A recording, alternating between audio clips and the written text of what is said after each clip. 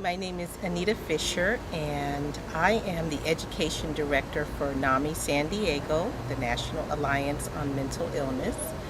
I have an adult son who lives with mental illness. I currently reside in San Diego, California. About 10 years ago, my son's mental illness, I always say, manifested itself. I didn't know where to go or where to turn for help because it took our family totally by shock. One thing that I guess happened with all that was going on with my son is the desire to share what I'd learned with other people, and I found a way to do that through NAMI. And NAMI became my passion. This work became my passion. And I was a board member. I joined the Criminal Justice Advocacy Committee, and I realized that helped me to put all of the sometimes anger, sometimes disappointment in the system someplace and make good of it. So it was a way for me to fulfill a passion in me, and I don't know if I was really that passionate about anything else. I think it was because, yes, it was my own son who was stricken with mental illness, but it was more than that because I didn't keep it hidden, and I needed to share it with others. I needed to take whatever skills and talents that I had and give that to NAMI in order to help other people. One of the things that I learned with my association with NAMI is hope. I met people who were successfully living in their place of recovery, so that automatically gave me hope for my son. They had been to every low place that he had been, and I said, wow, I now know that there is, life for my son. He can have a wonderful life. Maybe your goals change and what you were gonna be and things that, that we have for our children as far as what they're going to be in life, but he can have a wonderful and successful life, and he's on that path right now. And I learned that through my association with NAMI and meeting all the many people who live with mental illness, and that inspires me. It inspired me to share that with others. I want the whole world to know. I want people in San Diego to know that there is a place that you can go and find that hope. And so that's why I do what I do.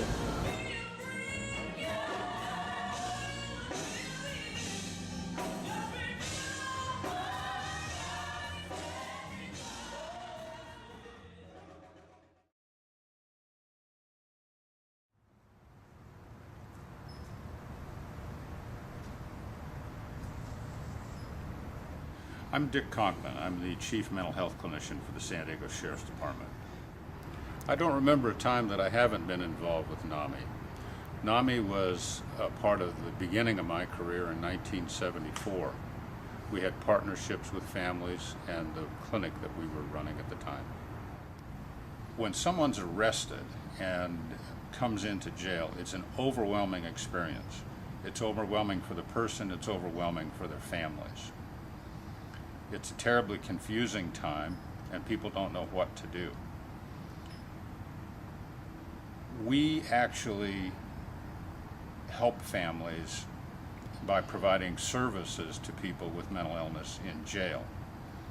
In addition, we can direct them to NAMI because they're overwhelmed, because they're confused, and because they're facing what seems to be a hopeless situation.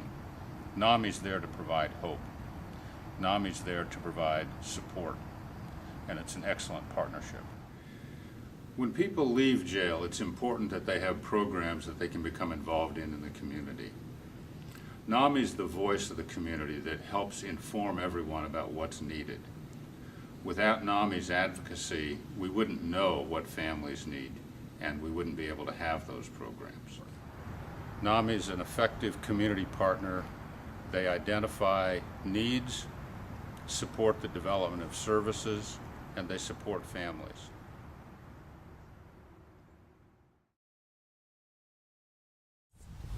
My name is Liz Burnbeck, and I facilitate a support group in Fallbrook.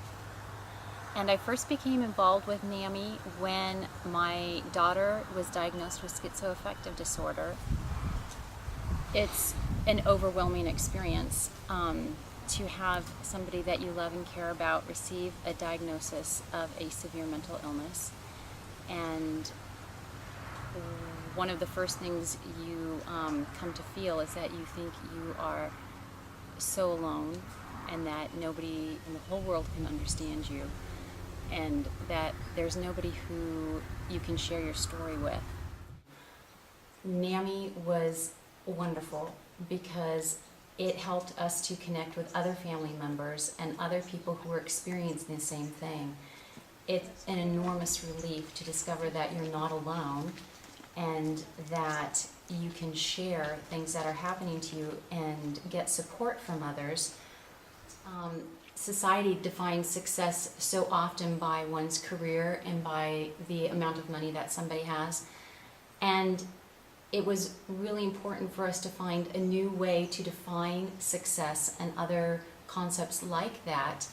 Nowadays, success might mean that my daughter and I enjoyed a heart-to-heart conversation laying in the hammock, or that we watched an incredible sunset.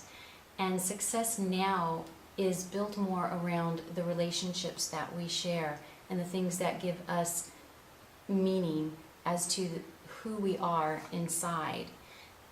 Those are the things that allow us to have a new sense of esteem and to find new ways of moving forward. I've also really come to appreciate the bravery and the incredible amount of courage that it takes for a person who lives their life daily dealing with mental illness. It's a courage that I never really understood before. As much as it's meaningful to my daughter, it's meaningful to me too.